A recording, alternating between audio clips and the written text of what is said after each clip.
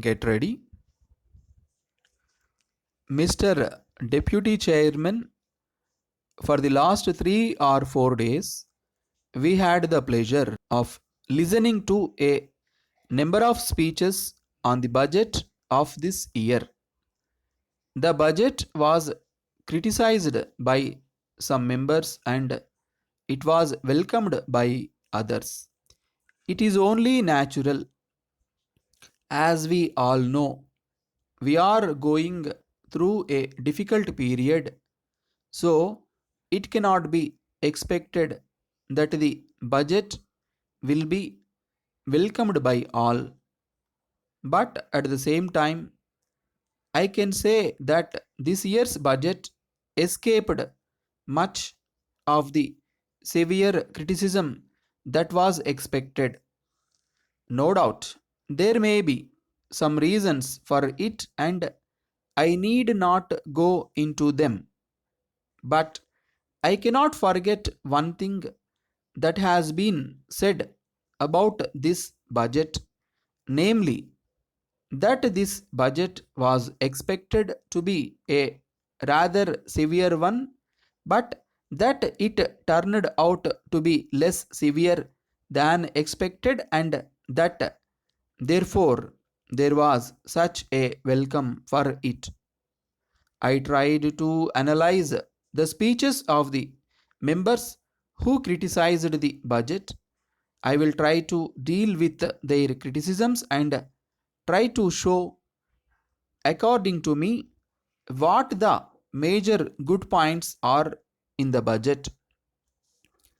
Our objective is the objective of socialism, the objective of elimination of inequality, and the objective of giving social justice to the vast masses of the people through economic progress and growth. This is the basic philosophy which we are applying to this problem. When we say that we are passing through difficult times, we are facing certain difficult challenges. We are passing through a very stormy economic period. When one faces a difficult situation, one must have faith in oneself and in one's objectives and principles. This is what has guided the formulation of the budgets for the last 4 years. I may inform the House that go through the criticisms made on the budget outside the House also. As somebody has said, the present economic issues are price rise, recession, economic growth, and industrial stagnation. These are the major issues on the basis of which you can try to judge the budget. I think it is a very fair thing to do because these are the major economic issues today in the country. We cannot immediately expect complete disappearance of inflationary forces. The most important factor to be considered is whether this budget has helped in controlling the present inflationary climate and whether it has made a genuine effort for economic growth. There are different ways in which we can fight inflation through economic activities, but when we think of fighting inflation through a budget, I would say that there are two things by which the budget can be judged. Whatever may be the taxation efforts that the budget has undertaken, we have to see whether they are anti inflationary in character. This is one test by which we can judge the taxation proposals. I have enumerated the different provisions made for the core sectors. This will give real strength to the economy to fight inflation.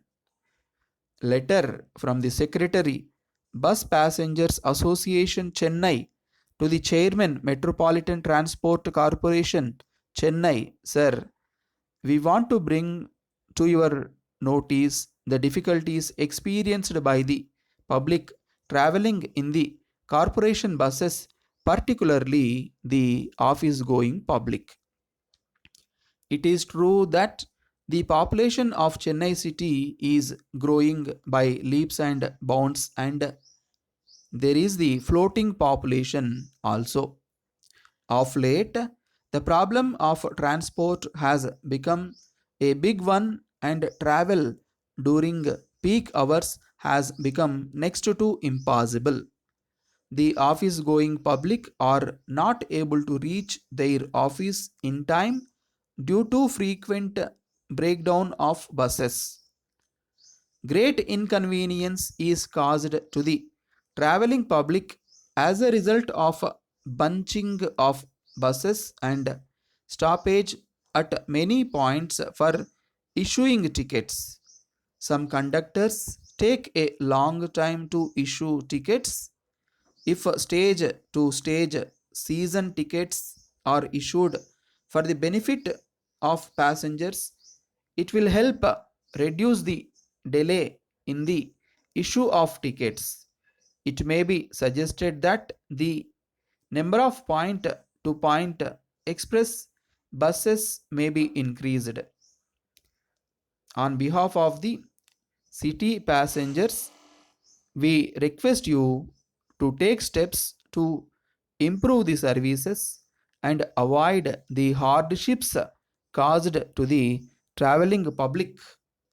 Yours faithfully.